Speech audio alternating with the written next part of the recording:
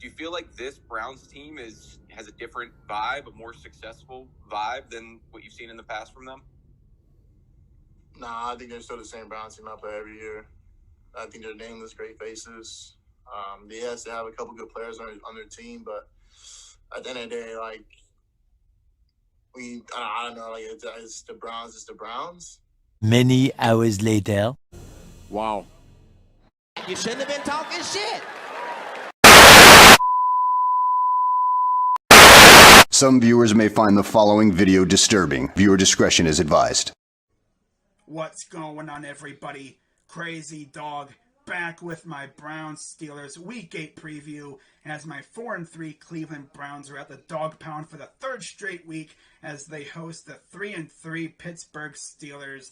Of course, the Browns are coming off a victory on Thursday Night Football over the Denver Broncos, while the Steelers are coming off their bye week. So both teams should be relatively well rested and ready for war on Halloween this Sunday. Yeah, this game's on Halloween. And hopefully, Kevin Stefanski has a lot of tricks up his sleeve for the Steelers and a lot of treats for us. Now, we all remember what happened the last time we played the Steelers. AFC Super Wildcard Weekend. We walked into Heinz Field, and then we proceeded to curb stomp the Steelers, ending multiple streaks. Of course, we won a playoff game for the first time since 1994. We beat the Steelers on the road for the first time since 2002. We won a playoff game on the road for the first time in God knows how long. And, of course, we gave Big Ben another playoff loss. Our first playoff victory against Big Ben. How about that? Because, of course, the last time we were in the playoffs, we faced the Steelers. I believe it was Tommy Maddox. I'm pretty sure. Someone's going to correct me on that. Not like it really matters.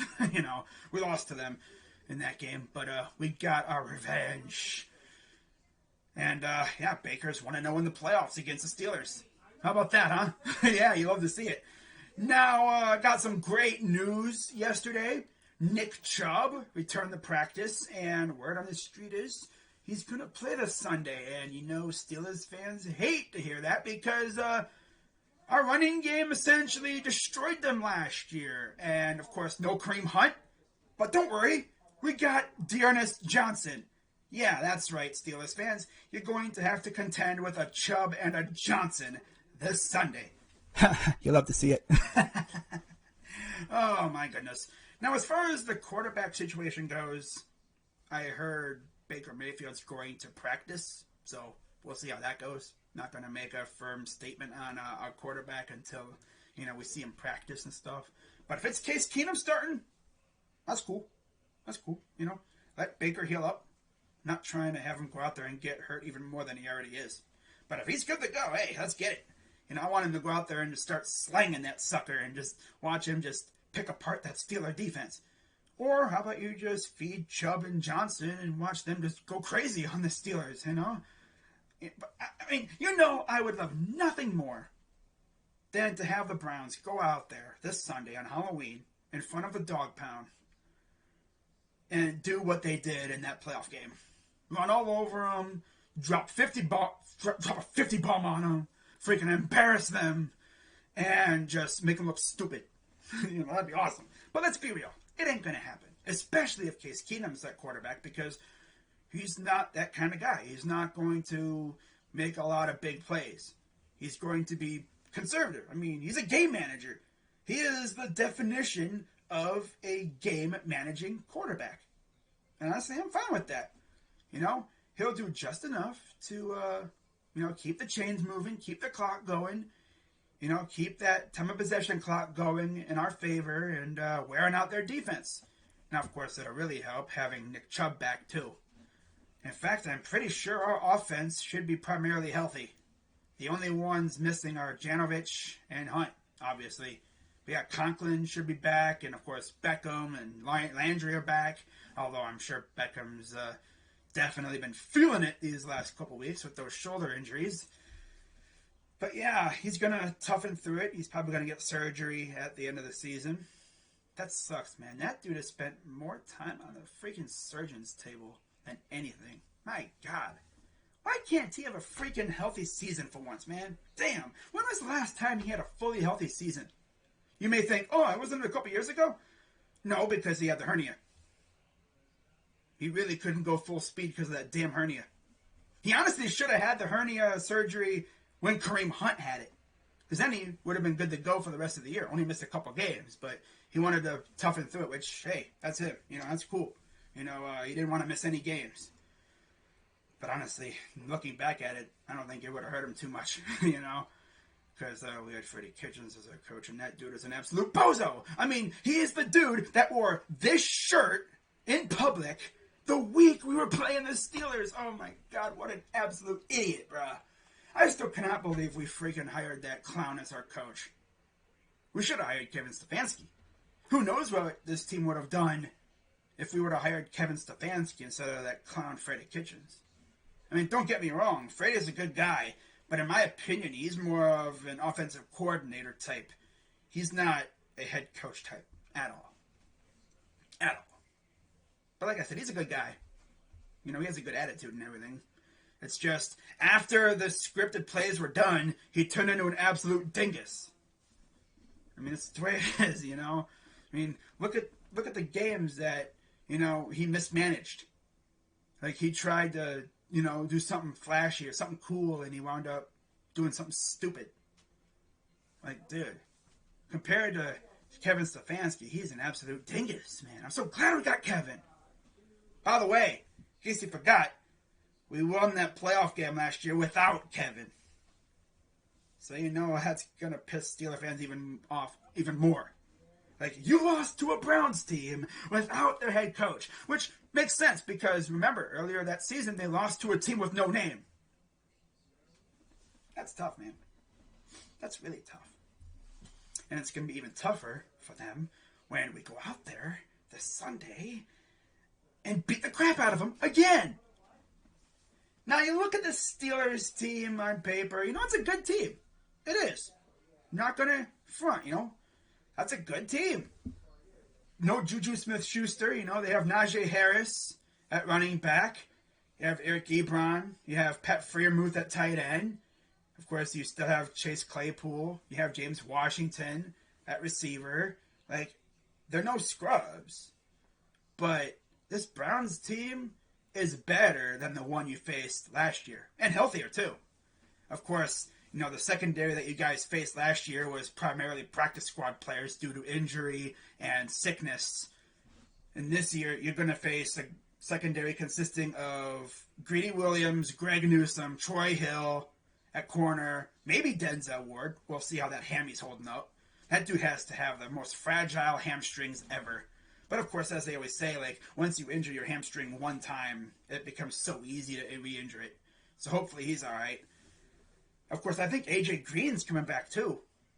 The corner out of OK State. We essentially paid him like a 6th-round pick. He's actually been pretty good, too. And then at safety, of course, you got Grant Delpit, you got Ronnie Harrison, and John Johnson III, who got his first interception of the year last week. And it counted. He would have had 3 or so, or 2, but of course, the refs decided to negate it because of a low-key Mickey Mouse DPI call, where Johnson literally just placed his hand on the receiver's shoulder to balance himself as he was going to make the catch. But yeah, the refs just do not like us, apparently. It's just the way it is. Like, we gotta be damn near perfect to not get a penalty called on us. We do one thing just a little bit wrong, flag. Meanwhile, Myles Garrett is getting freaking chokeholds put on him. No flags. Dude's getting his face mask yanked, getting his, the freaking tackle's trying to take off his jersey. No flags. But we put our hand on the receiver's shoulder. Flag. Is that the way it's going to be? Really? Wow. Okay. And then, of course, to add insult to injury, the NFL's trying to say Myles Garrett takes steroids, which we all know he doesn't.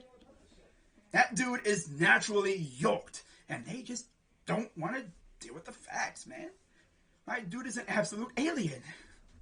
They think he must be juicing. There's no way a man can be that big. Look at Aaron Donald. Yeah, okay.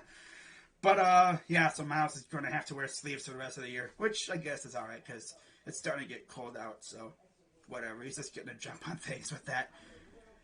But, yeah, man, this should be a great game. I'm excited. You know, I know the Steelers are going to have trouble containing our pass rush.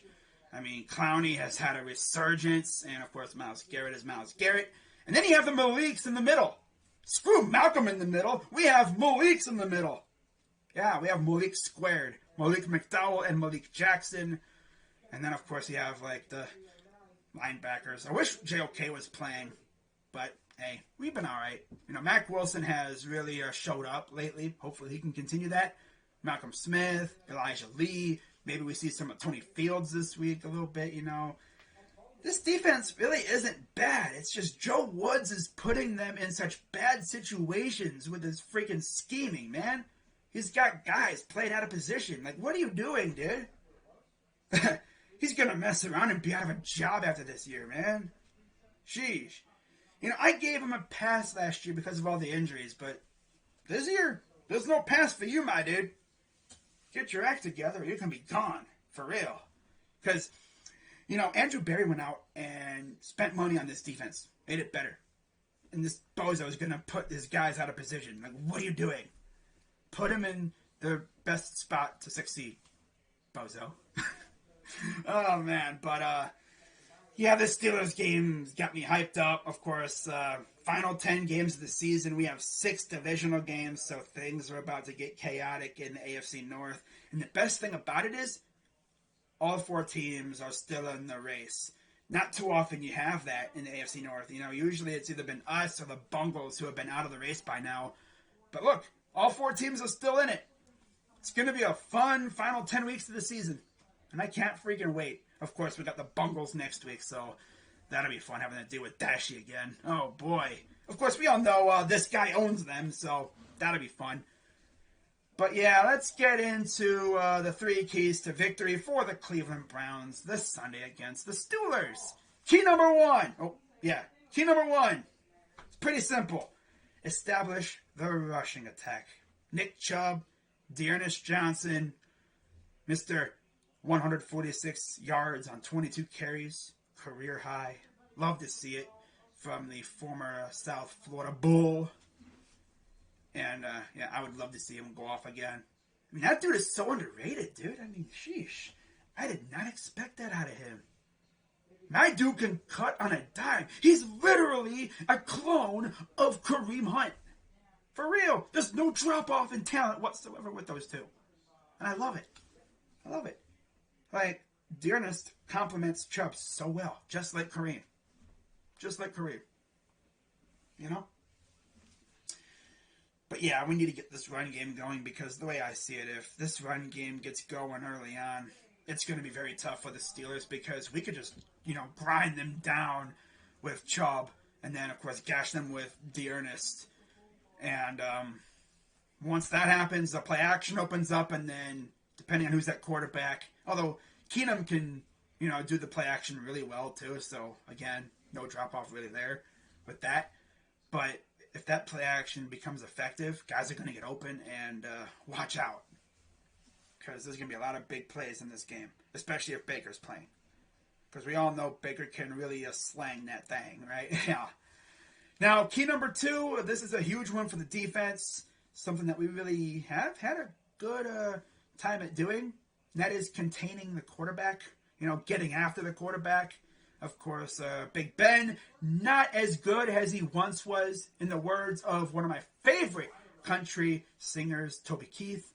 Yeah, I mean, you look at, you know, young Big Ben, that dude was always able to just slip out of a crack and extend the play and put a lot of pressure on the defense. But with his old age and his injuries and stuff, he's not as mobile. I mean, he's still got, you know, good feet. Like, he can still skedaddle if needed.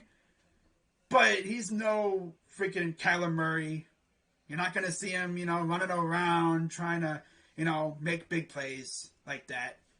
He's only going to evade the pocket. But with Myles Garrett chasing him, that ain't going to happen. He'd be better off to just pull a Sam Bradford and go down like a folding chair. You know, live to see another down. Especially because you're going to have Clowney and Jackson and McDowell coming after you as well. You know, I love this freaking front four, man. Let's go. Love to see it, you know. Now, key number 3. This has been a bugaboo for us these last couple weeks. Penalties. Got to stop with that. You know, because like I mentioned earlier, these refs are, you know, it's essentially like they have like magnifying glasses, pretty much. You know, like we do one tiny thing wrong, flag. You know, like I said, you put your hand on the receiver's shoulder to balance yourself, flag. But yet, you know, they hold Myles Garrett, nothing. Nothing at all. Remember against the Bucks a couple years ago, Baker got hit, I think in the head while running, and they determined him like as a runner or something, so they didn't throw a flag. One of the most BS like no calls ever. Like what? That did not make sense at all. Of course, there was a tradition for a while there where like a couple of days after the game, the NFL would release a statement saying, "Oh, we messed up," and they were like, "Yeah, you did." Doesn't help us now. Stupid. It's so funny. But yeah, we got to avoid the penalties. You know, at least try our best to avoid the big penalties. You know. But yeah, player to watch this week is going to be Nick Chubb, as you can imagine. You know, he's coming back. I expect him to have a good game. And then my score prediction for this week, obviously, I got the Browns getting that dub on Halloween. I have Kevin Stefanski being very nice to us, you know, giving us some treats. Well, giving the Steelers a lot of tricks. Yeah. Okay, that was cringe, but yep. I expect the Browns to go out there and be fueled by the crowd, and they're going to go out there and get a dub. This would be our 3rd straight dub over the Steelers, so yeah, I sense a change in force with these two. There's like a change in the vibes in this rivalry, you know? Rivalry! You know, Steeler fans say it's not a rivalry, but it is. Yeah. Oh, Big Ben owns you. Okay, but you know what? He's 0-1 against us in the playoffs. How about that, huh? But there's just like something going on with this rivalry where it's like you can just sense like things are changing. You know, the Browns finally figured it out, and now we're starting to get after the Steelers a little bit. You know, it's going to be fun. Can't freaking wait. But yeah, that's going to wrap it up for this video. I'm Crazy Dog 99. And as I leave, you just got to know one thing, right? But yeah, I'm Crazy Dog. Let's go Browns. And of course, as we all know, Browns is the Browns.